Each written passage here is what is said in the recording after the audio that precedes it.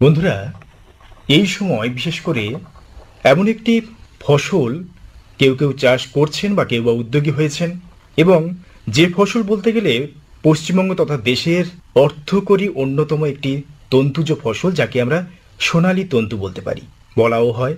পূর্ব ভারত এবং বাংলাদেশের একটি অত্যন্ত গুরুত্বপূর্ণ অর্থকরী ফসল এই পাট। পাটের বহুবিধ ব্যবহার তো রয়েছে, আপনারা তো জানেন। যারা দীর্ঘদিন ধরে চাষাবাদের সঙ্গে জড়িয়ে রয়েছেন, যারা বিশেষ করে পাট চাষ করেন, তার বিভিন্ন রকম ব্যবহার, এবং বর্তমানে উন্নত প্রযুক্তির দৌলতে পাটজাত বিভিন্ন সামগ্রী, পণ্য সামগ্রী যেগুলো উৎপাদন করে গ্রামবাংলার বহু কৃষক বন্ধু তারা বিকল্প আয়ের সন্ধান খুঁজে পেয়েছেন। এমন একটি পাট যার কোনো অংশই বোধহয় ফেলে দেওয়ার নয়। সেই পাট কিভাবে চাষ করবেন উন্নত প্রথায়, এবং তার পরবর্তী কি কি উপায়ে আপনারা অর্থনৈতিক দিক থেকে পাটের মাধ্যমে স্বাবলম্বী হতে পারবেন, সেরকম গুরুত্বপূর্ণ একটি বিষয় নিয়ে আজকে আমরা আলোচনা করব, পাট চাষের কথা। এই বিষয়ে বিস্তারিত জানাতে আমাদের মধ্যে আমন্ত্রিত অতিথি হিসেবে উপস্থিত রয়েছেন আলিপুর রেঞ্জের যুগ্ম কৃষি অধিকর্তা ডক্টর রামপ্রসাদ ঘোষ। ডক্টর ঘোষ, আকাশবাণীতে নমস্কার। নমস্কার। সঙ্গে রয়েছেন আইসিআর নিনফেডের মুখ্য বৈজ্ঞানিক এবং বিভাগীয় প্রধান ডক্টর দেবপ্রসাদ রায়। ডক্টর রায়, আপনাকেও স্বাগত। আর পেয়েছি আমরা আমাদের মধ্যে একজন প্রগতিশীল কৃষক বন্ধু, যার পাট চাষে দীর্ঘদিনের অভিজ্ঞতা, জীবানন্দ শীল। নমস্কার। আর সঙ্গে রয়েছে আপনাদের বন্ধু আমি সুব্রত চক্রবর্তী। যে কথা বলছিলাম, ডক্টর ঘোষ, প্রথমে আপনার কাছে আসি, যে পাট আমাদের একটা দ্বিতীয় প্রধান অর্থকরী ফসল বোধ হয়। হ্যাঁ, আমাদের রাজ্য বা দেশে বা দেশের বাইরেও আপনি যদি পাটের এলাকাটা যদি ভাবেন, এই যে আমাদের গঙ্গা এবং ব্রহ্মপুত্র যে অববাহিকা অঞ্চল, এই জায়গাতেই মূলত পাট চাষটা হয়। গোটা বিশ্বের মধ্যে পাট চাষের এলাকাটা মোটামুটিভাবে এই জায়গায় সীমাবদ্ধ, এবং মূলত পলিগঠিত যে অঞ্চল, সেখানেই পাট চাষটা খুব ভালো হয়। এবং পাটের খুব সত্যি কথা আপনি যেটা বললেন, যে পাটের কোনো অংশই ফেলে দেওয়ার নয়। পাটের পাতা, পাটের ছাল থেকে আঁশটা তো আমাদের মূল যেটা আমাদের লক্ষ্য, সেটা তৈরি হয়। আর পাট কাঠি, এমনকি পাট গাছ যে পাতাগুলো জমিতে পড়ে, সেটাও পাটের জৈব পদার্থ পাটিতে যোগান দেয়, যার জন্য পাটের জমিতে মানে উর্বরতা শক্তিটা ধরে রাখতে পারে। আচ্ছা, মানে পাটের গুণের কথা শেষ করা যাবে না। নাম সোনালী তন্তু। একদম তাই। এই সময় দাঁড়িয়ে যে সমস্ত কৃষক বন্ধুরা পাট চাষে উদ্যোগী হচ্ছেন, তার মধ্যে তো রয়েছেন জীবনানন্দ বাবু। শুরুতে জীবনানন্দ বাবুর কাছে একটা জিনিস জানতে চাইবো, যে আপনি তো দীর্ঘদিন ধরে পাট চাষ করছেন। অবশ্যই। এবং এবছর আমরা যে সময় দাঁড়িয়ে কথা বলছি, সেই সময় কি আপনার জমিতে পাট লাগানো হয়ে গেছে না পরিকল্পনা চলছে? বেশ, পরিকল্পনা যখন করছেন, আমাদের মধ্যে বিশেষজ্ঞ যারা রয়েছেন তাদের কাছ থেকে একটু জিনিস জানি। শুধুমাত্র আমাদের কৃষক বন্ধুদের প্রতিনিধি হয়ে আপনি এখানে আজকের উপস্থিত রয়েছেন, এবং বহু কৃষক বন্ধুরা আজকের আমাদের রেডিও সেটের ওপার থেকে শুনছেন। তাদের উদ্দেশ্যে যদি আমাদের বিশেষজ্ঞ যারা রয়েছেন, আমি ডক্টর ঘোষ আপনার কাছে আরেকবার আসি, যে উপযুক্ত মাটি বা কেমনভাবে চাষের উপযুক্ত সময়, সেই ব্যাপারটা যদি একটু আলোকপাত করেন। দেখুন, প্রথম হচ্ছে যে পাট কিন্তু সব থেকে ভালো হয় পলি মাটিতে, মানে যেখানে জলের নিকাশি ব্যবস্থাটা আছে, সেই রকম পলিগঠিত জমিতে পাট চাষটা ভালো হয়। মাটি কিন্তু খুব ঝুরঝুরে হওয়া দরকার, এই কারণেই যে পাটের দানাটা খুব ছোট্ট। তো যদি সেখানে ঢিল ঢিল মাটি থাকে, তাহলে কিন্তু পাট চাষটা ভালোভাবে করা যায় না। এবার এই মুহূর্তে কৃষকদেরকে যেটা করা উচিত, যে আমাকে মানে পরিকল্পনাটা করতে হবে, যে আমি কতটা পাট চাষ করব, কি জাত চাষ করব, আমার জমি এবং আমার যেটা ব্যবহার, কারণ হচ্ছে যে পাটের পরবর্তী ফসল কি চাষ করব, এই সমস্ত দিক দিয়ে চিন্তা করে আপনাকে পাটের জাতটা নির্বাচন করতে হবে। আমরা কিন্তু এখন পাট চাষটাকে কৃষকদেরকে বলছি যে আপনি পাট চাষটা এমনভাবে করবেন যাতে করে উৎপাদনশীলতা যেমন বাড়ানো আপনার লক্ষ্য থাকবে, গুণগত মানটা কিন্তু অবশ্যই বাড়াতে হবে। কারণ গুণগত মান না বাড়াতে পারলে আপনি ডাইভার্সিফাইড যে বহুমুখী যে ব্যবহার পাটের, সেই ব্যবহারটা করতে গেলে আপনার ভালো গুণমানের আঁশ লাগবে। আর অবশ্যই চাষটাকে লাভজনক যদি করতে হয়, আপনাকে উৎপাদন ব্যয়টাকেও কমাতে হবে। ঠিক। অর্থাৎ উৎপাদন ব্যয় কমিয়ে যদি আমরা ভালো গুণমানের আঁশ উৎপাদন করাতে পারি, তাহলে কৃষক এই পাট চাষের প্রতি তাদের আগ্রহটা আগামী দিনেও বজায় থাকবে। সেই জন্য প্রথমেই আমরা পরামর্শ দেব যে আপনি মানে সঠিক জাতটা নির্বাচন করবেন এবং বীজটা সংগ্রহ করবেন। সঠিক জাতের নির্বাচন করতে গেলে আপনাকে আমরা বলবো যে অনেক কৃষক বন্ধু আমরা দেখেছি বেশিরভাগ ক্ষেত্রে সেই JRO 524 নবীন জাতি আগ্রে থাকেন। আমরা কিন্তু দেখেছি পরবর্তীকালে অনেক ভালো জাত এসছে, বিশেষ করে সেই জাতগুলোর আঁশের গুণমান অনেক ভালো। আচ্ছা, সেই জাতগুলো কিন্তু এলাকাতে এখন বাজারেও পাওয়া যাচ্ছে, বা আমাদের কৃষি দপ্তর বা রিসার্চ এর থেকে বা JCI থেকে দেওয়া হচ্ছে, সেইগুলো সংগ্রহ। জীবনানন্দবাবু, আপনি তো পাট চাষ করছেন, ডক্টর ঘোষ যে জাতের কথা বললেন, আপনি মূলত কি ধরনের জাত চাষ করেন? আমরা আগে JRO 524 চাষ করেছি, এখন ওটাকে আমরা বাদ দিয়ে আমরা যে নতুন আমরা কয়েক বছর থেকে পাচ্ছি হাতের সামনে, সেটা হচ্ছে সুরেন বলে 204 ভ্যারাইটি। এটা খুব ভালো কাজ হচ্ছে। এছাড়া বাজারে বিভিন্ন রকমের হাইব্রিড বা বিভিন্ন ধরনের, সেগুলো সম্পর্কে আমাদের তেমন জানা নেই, স্যারেরা হয়তো একটু বলতে পারবেন। আর আমরা আপাতত এই চাষটা করছি 204। বেশ, আপনি তো চাষ করছেন এবং স্যার তো কিছু উন্নত জাতের কথা বলছেন, যে পুরনো জিনিসটাকে ছেড়ে যেগুলো বাজারে আসছে তাদেরকে আবার গ্রহণ করতে হবে, এমন যদি কিছু জাতের কথা বলেন। হ্যাঁ, দেখুন, খুব ভালো কথা যে JRO 524টাকে, সেটা 1977 সালে আমাদের এই গবেষণা গৃহ থেকে সেটা রিলিজ হয়। সুরেন যে জাতটা, সেটা JRO 204, সেটা আপনার 2007-এ রিলিজ হয়েছে। এখন কিন্তু এর মধ্যে আরো নতুন নতুন কিছু জাত এসছে, যেমন এখন যে প্রমিসিং যেগুলো খুব সম্ভাবনাময়, তার মধ্যে আছে JBO BA3 মুকুন্দ, এটা 2023-এ বেরিয়েছে। আচ্ছা, JBO B2 পূর্ণেন্দু, এটা 2020-তে বেরিয়েছে। এগুলো কিন্তু উৎপাদনশীলতাও ভালো এবং গুণগত মানও ভালো। 204ও যথেষ্ট ভালো। তো এই জাতগুলো কিন্তু আপনি সংগ্রহ করতে পারেন। এইগুলো কোথা থেকে আমরা সংগ্রহ করব এগুলো একটু বলেন তো। আস্তে আস্তে এগুলো আমাদের যে ডিলার্স নেটওয়ার্ক, অর্থাৎ যেখান থেকে আপনারা বীজটা সংগ্রহ করেন সেখান থেকে পাবেন। এছাড়া কৃষি দপ্তরের মাধ্যমে পেতে পারেন। এছাড়া JCI জুট আই কেয়ার প্রোগ্রামেও দেয়। এই সব জায়গা থেকে আপনাকে সংগ্রহ করতে হবে। এবং আমি যেটা পরামর্শ দেবো, আপনি চেষ্টা করবেন সার্টিফাইড সিড ব্যবহার করা। সার্টিফাইড আপনি নিশ্চয়ই জানেন, আপনারা কৃষক বন্ধুরা জানেন যে দুটো কার্ড থাকে। আর TL সিডটা গুণগত মানটা অতটা নিশ্চিত করে বলা যায় না, সেজন্য আমরা সার্টিফাইড সিড ব্যবহার করা এবং বীজটা সংগ্রহ করার পরে আপনাকে সেটাকে শোধন করে নিতে হবে অতি অবশ্যই, কারণ পরবর্তীকালে কিছু রোগের সমস্যা হয়, সেইগুলো কিন্তু এই বীজ শোধনটা বীজের টিকাকরণের মতো। তো সেই কাজটা কিন্তু কৃষক বন্ধুরা খুব সামান্য, মানে যে কোনো ছত্রাকনাশক দিয়ে 2-3 গ্রাম প্রতি কেজি বীজে ব্যবহার করতে হবে।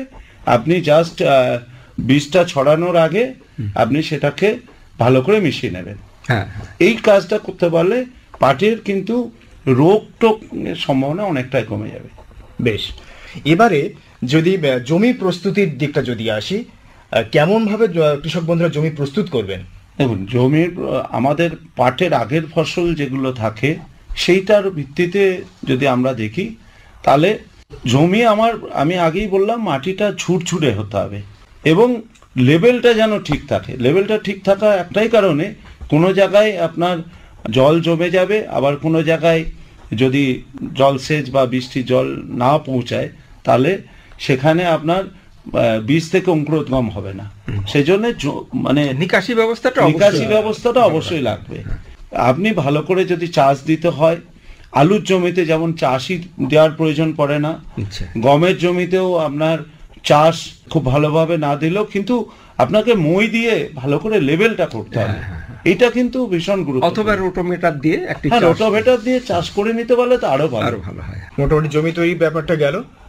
আর এবারে যে উন্নত বীজগুলোর কথা বলেন, সেই বীজ সংগ্রহ করলেন, কৃষক বন্ধুরা জমি প্রস্তুত করে ফেলেছেন, বীজ বপন করবেন। বীজ বপনের উপযুক্ত সময় এবং বপন পদ্ধতিটা দেখুন, আমাদের যে জাতগুলো বললাম এগুলো কিন্তু এই সময় থেকেও বীজ বপন করা যায়। মানে আমাদের যে 524 বা আগে যে জাতগুলো ছিল সেগুলো যদি আপনি এই সময় রোপণ করেন, মানে বোনার কাজ করেন, তাহলে অনেক সময় ফুল এসে যেত। এই সমস্যাটা খুব কমন ছিল।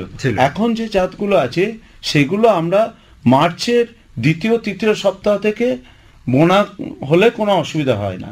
কারণ চাষির যেটা লক্ষ্য থাকে পাটটাকে দ্রুত ঘরে তুলে পরের আমাদের বর্ষাকালীন যে ধান চাষ সেটা করা, সেক্ষেত্রে সে চাইবে তাড়াতাড়ি পাটটাকে বপন করে তাড়াতাড়ি সেটাকে তুলে নিয়ে পরের ফসলে যাওয়া। তো সেই জন্যে আমরা বলবো যদি আমার জলসেচের সুবিধা থাকে তাহলে আমি যে কোনো সময় করতে পারবো। যদি জলসেচের বৃষ্টি নির্ভর হয় তাহলে আমাকে যে কালবৈশাখী ঝড় বৃষ্টির জন্য অপেক্ষা করতে হবে। এবং আমরা বলবো যে যখনই বীজ আপনি যদি লাইনে বুনতে পারেন খুব ভালো হয়। ক্রাইজাপ একটা বীজ বপন যন্ত্র আছে, একসাথে 4টে লাইন বোনা যায়। লাইনে বুনলে বীজের পরিমাণটাও খুব কম লাগে। 250 থেকে 300 গ্রাম বীজে 1 বিঘা, মানে আমাদের 33 শতকে বিঘা 1 বিঘা চাষ হয়ে যায়। এবং তার মানে গাছের বৃদ্ধি এবং সমস্ত গাছগুলো মানে সব পাটগুলো সমান সাইজের সাধারণভাবে হয়। আর যদি ছিটিয়ে বনেন তাহলে আমরা পরামর্শ দেব যখনই আপনার ওই 2 পাতা 4 পাতা অবস্থা আসবে, ক্রাইজাপ নেল উইডার বলে একটা ছোট্ট যন্ত্র আছে, আমরা পেয়েছি, যেটা আপনারা আগে বিদে দিতেন, সেটা এখন ছোট্ট যন্ত্রের মাধ্যমে ক্রাইজাপ নেল উইডার। এটা কিন্তু বারবার মনে রাখবেন যে যখন পাট গাছ 2 পাতা 4 পাতা অবস্থায় আছে সেই অবস্থাতে কিন্তু একবার আপনাকে প্রয়োগ করতে হবে। এতে যদি আপনি ছিটিয়ে বোনেন তাহলে কিন্তু অটোমেটিক লাইন ডেভেলপ করে যাবে এবং আগাছা নিয়ন্ত্রণ হবে, আপনার মাটির রসটা ধরা থাকবে। সব থেকে গুরুত্বপূর্ণ এই অবস্থাতে আমরা যে অবস্থাতে পাট গাছটা বুনি, মানে পাটের বীজ বুনি, তার পরবর্তীকালে আমাদের খুব প্রখর রৌদ্র থাকে।